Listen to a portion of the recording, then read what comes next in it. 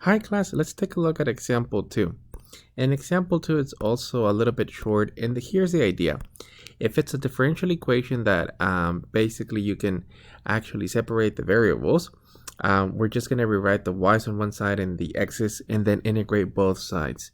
So what I'm going to do here is I'm just going to technically multiply times 1 over y times 1 over y, so that we have the y's on technically on the left hand side and then the x's on the right hand side. So what I technically have here is y prime over y. It's technically the same as 1 over x squared plus 1. And then what I'm going to do is I'm just going to at this point we'll rewrite it, and then y prime, I'm going to rewrite it as dy dx. So dy dx technically times y, and this is equal to 1 over x squared plus 1. And then let me put the dx on the other side. And then we end up with well, dy over y is equal to dx over x squared plus 1. And at this point it's actually done. The last step is you're going to integrate both sides, and then on the actual equation we're going to end up with the ln of y is equal to the actual tangent inverse of x,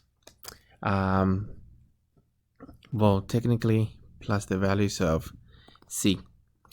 And then to actually solve this one completely for in terms of the actual y's, you can simply take the e of the left and the e of the right hand side, and I'm just going to express it as y is equal to e to the tangent inverse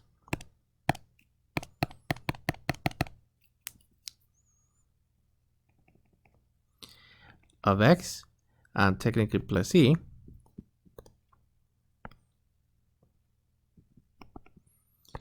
and for this one we're going to have that y is equal to I'm just going to separate the constant, so technically e to the tangent inverse of x times e to the c. And then I'm just going to let k is equal to e to the c. So your final answer is going to be y is equal to e to the tangent inverse of x times the values of k. So this will be our final solution. And this is just one way to actually express it.